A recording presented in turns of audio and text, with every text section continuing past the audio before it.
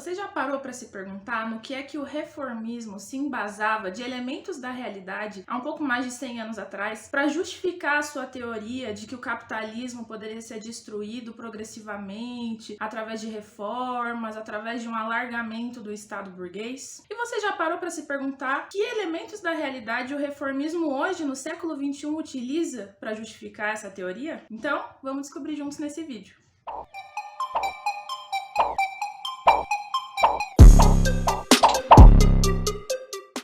Esse vídeo é a continuidade da série que nós começamos aqui no canal sobre a Rosa Luxemburgo e o livro dela Reforma ou Revolução, que foi escrito no início dos anos 1900. No primeiro vídeo a gente debateu sobre o capítulo 1 do livro, que é o capítulo O Método Oportunista. Nesse capítulo a Rosa apresenta qual é o método do Bernstein, que é o cara com quem ela está polemizando. Qual é o método oportunista dele, esse método do revisionismo. Se você ainda não viu o vídeo, vamos deixar aqui na descrição para você ter acesso e depois você pode retornar aqui para o vídeo 2 para estudar esse livro junto com a gente. E hoje nós vamos debater sobre os capítulos 2, 3 e 4 da primeira parte do livro Reforma ou Revolução, que são os capítulos nos quais a Rosa vai apresentar como o Bernstein fundamenta essa teoria revisionista dele. A partir de quais elementos da realidade ele vai discutir para justificar o seguinte: o capitalismo está se adaptando. Ele tem fatores de adaptação que, na verdade, não acentuam as contradições internas dele, mas sim rebaixam essas contradições, atenuam essas contradições. Se isso acontece, portanto, não está colocado como tarefa para a gente, para os revolucionários, para os socialistas, a derrubada do capitalismo, porque é possível você ir mudando ele progressivamente por dentro do próprio Estado burguês. É mais ou menos isso que o Bernstein fala. Para justificar essa teoria dele, ele se embasa em alguns fatores de adaptação que ele chama. Um dos primeiros fatores de adaptação que a Rosa vai discutir no capítulo 2 é o crédito. O crédito nada mais é do que um dinheiro que a gente não tem e que a gente passa a ter através de um empréstimo, por exemplo, no banco, ou uma outra forma do crédito se realizar através de ações na bolsa. O Bernstein olhava para isso e dizia que a existência do crédito demonstrava,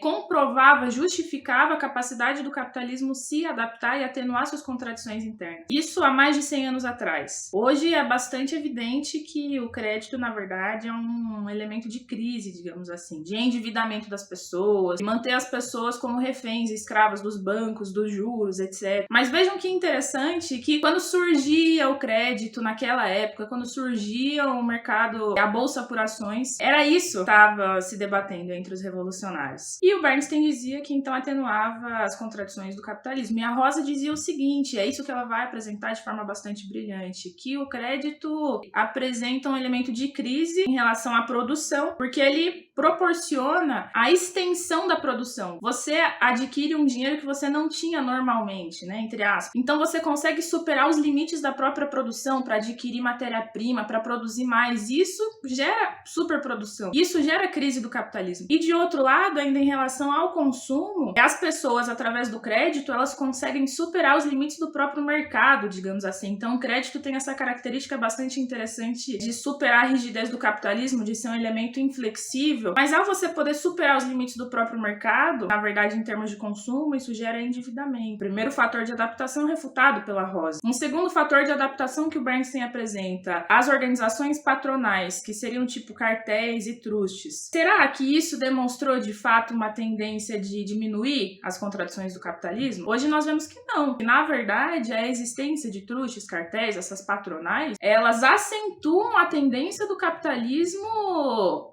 acabar com a livre concorrência e existir a monopolização da produção. E aí o Bernstein vai se ancorar nesses elementos que ele analisa, digamos, econômicos, e ele vai se ancorar também no que diz um outro cara chamado Conrad Schmitt, e vai dizer, se tudo isso comprova que há uma adaptação do capitalismo, então o que nos resta é o seguinte, ir disputando o Estado burguês, porque o próprio Estado burguês progressivamente vai dar conta de realizar uma transformação social. Ou seja, é aquela teoria ideia de você ir realizando reformas por dentro do próprio capitalismo, e isso levaria ao fim do próprio capitalismo. Conrad Schmitt fala um negócio bastante interessante, que é que o capitalista, ele vai deixar de ser capitalista e vai se transformar cada vez mais num mero administrador. Mas vejam que o que acontece é o contrário, né? Com o próprio desenvolvimento da bolsa de ações. O capitalista, que antes era o proprietário de uma empresa, digamos, e era também o administrador, hoje ele se torna cada vez menos administrador e pura e simplesmente proprietário. Porque o que é essa sociedade por ações? É um bando de gente que é dono de ações, dono de parte da empresa, nunca pisou na empresa, provavelmente nunca vai pisar, não sabe como é o dia a dia, ou seja, não tem nada a ver com a administração da empresa, essa organização cotidiana das empresas, mas eles ainda assim são os donos. E aí, no capítulo 4, o Bernstein vai explicar como é que então se realizaria essa transformação política do Estado por dentro do capitalismo. Como é que o Estado iria se alargando, digamos, cada vez mais até ele realizar essas transformações sociais e deixar de existir o capitalismo. Quer dizer, não é que o Bernstein vai apresentar nada no capítulo 4, né? A Rosa vai apresentar o que diz o Bernstein ao mesmo tempo que ela desmonta a argumentação dele. E aqui ela vai se ancorar em dois exemplos principais, que é em relação à política alfandegária e ao militarismo. Então vamos lá, sobre a política alfandegária. Ela cumpriu um papel bastante progressivo na época de transição do feudalismo e surgimento do capitalismo. Progressivo em que sentido? Proporcionou o desenvolvimento das indústrias nacionais. Mas algo que antes era progressivo se transforma em algo ruim, por um motivo, por conta da existência do próprio Estado burguês. O Estado burguês, ele é uma instituição que serve a uma classe, que é a classe dominante,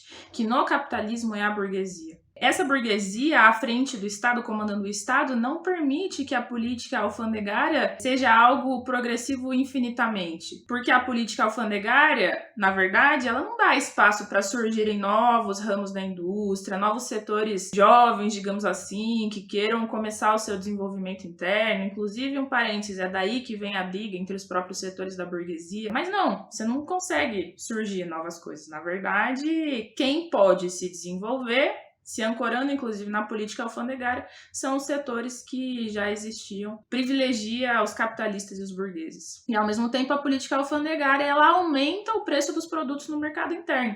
Então, em relação ao consumo da população, também é uma medida que fere, que piora as condições de acesso aos produtos da própria população. E aí o outro tema, sobre o militarismo, que é o seguinte: o militarismo ele cumpriu um papel progressivo antes. Por exemplo, é progressivo que haja um destacamento armado que derrube um rei, porque o rei no feudalismo era o Estado, o rei era a instituição Estado. É progressivo que você derrube o rei e construa uma sociedade que é mais democrática, que há mais possibilidades de desenvolver economia, de desenvolver tecnologia e etc. Mas o militarismo, ele deixa de ser isso, algo positivo, ou positivo ainda no sentido de que proporciona um desenvolvimento econômico, à medida que vai se consolidando a burguesia como classe dominante do Estado burguês no capitalismo. Na verdade, o militarismo vai atendendo a quê? Aos interesses da burguesia de estar em guerra entre si o tempo inteiro. Guerras entre países. Nessas guerras, inclusive, a burguesia manda a classe trabalhadora dos seus países para matar e morrer, ou seja, matar a classe trabalhadora de outros países para defender o seu próprio país. Então, atende a esses objetivos. Ou ainda o militarismo atende os objetivos de coerção interna do proletariado do próprio país. Então, não tem nada de progressivo. E vejam que curioso, esse livro foi escrito antes de acontecerem as duas guerras mundiais. Hoje é evidente que o militarismo é algo ruim. De forma alguma demonstra o Estado, ele poderia, o Estado burguês, ele pode ir se alargando e resolvendo suas contradições progressivamente até haver uma transformação social. Na verdade, não. O Estado burguês é isso, uma instituição que serve à burguesia. E a burguesia entra em choque com os interesses da própria população, com os interesses sociais de transformação, de melhoria da sociedade. Então, a conclusão aqui desses capítulos, a partir desses exemplos, é a seguinte: o crédito, que seria um fator de adaptação que atenua as contradições do capitalismo, gera crise, porque gera superprodução, gera endividamento, as pessoas ficam reféns de juros e de banco. As patronais, que seriam um fator de adaptação do capitalismo, na verdade, elas demonstram que não há uma livre concorrência na produção, que o que há é a monopolização. Ou ainda o Estado, que o Bernstein diz que pode ser disputado internamente e que vai progressivamente possibilitando uma transformação social através de reformas, é um Estado que pega algo progressivo, como as taxas alfandegárias, como o militarismo, e transforma em algo ultra-reacionário de subjugação do proletariado dos países e de fortalecer a dominação da burguesia. Então, essas todas eram as polêmicas e os debates entre os socialistas há um pouco mais de 100 anos atrás. Vejam que interessante. Hoje, já vivemos 2 guerras mundiais, é evidente que há uma monopolização e há essa tendência de cada vez mais trustes e cartéis se fortalecerem, é evidente que o crédito é algo que endivida a população. Você não pode falar de um militarismo descolado do Estado burguês, o militarismo ele é algo que atende às necessidades da burguesia à frente do Estado burguês. Então é tudo isso, gente. Mas vocês já pararam para pensar o que é que dizem os reformistas hoje, em pleno século XXI? Que aquela época era o surgimento do crédito, o surgimento da bolsa de ações, etc. E hoje, quais elementos que existem na realidade que os reformistas se ancoram para justificar a mesma política que tinha o Bernstein, que é a seguinte: é possível a gente ir realizando uma série de reformas progressivamente por dentro do capitalismo e assim a gente vai atender as necessidades de transformação social. A gente poderia falar de alguns desses elementos que se ancoram os reformistas no século XXI, como, por exemplo, hoje apresentam como proposta cooperativas. E a Rosa Luxemburgo vai falar de cooperativas mais à frente no livro. Acho isso bastante interessante, né? O que hoje surge como algo super novo, uma inovação econômica, é algo bastante antigo. Há mais de 100 anos atrás, a Rosa já estava refutando e desmontando toda essa possibilidade das cooperativas como algo que demonstraria as possibilidades do capitalismo. Ou ainda, a gente poderia falar de empreendedorismo periférico, que é uma medida que surge hoje, ou ainda taxação das grandes fortunas. Sem dúvida, é uma medida bastante importante, mas não chega nem perto, não faz nem cócegas no capitalismo, chega nem perto de ameaçar a existência e a vigência do capitalismo. Mesma coisa a taxação dos ricos, que é uma medida importante, mas que não coloca em xeque a existência do capitalismo. Toda uma série de medidas que a gente poderia debater também. Mas e você? Já parou para pensar quais elementos se ancoram ao reformismo no século XXI? Comenta aí no vídeo pra gente debater. Quem sabe a gente não faz um outro vídeo mais pra frente comentando sobre todos esses temas também. Então, gente, agradeço quem assistiu o vídeo com a gente. Não esqueçam de deixar o like, de se inscrever no nosso canal. Deixem aqui o comentário, sugestões de próximos temas que a gente possa debater, dúvidas também que a gente pode ir tentando responder à medida que vamos gravando os próximos vídeos. E fique ligado e atento porque nós vamos continuar os vídeos sobre o livro Reforma ou Revolução e vamos debater capítulo a capítulo, porque o nosso objetivo é que a gente estude esse livro em conjunto e que os nossos vídeos sirvam como um suporte para esse estudo, tá bem? Então, muito obrigada e até a próxima!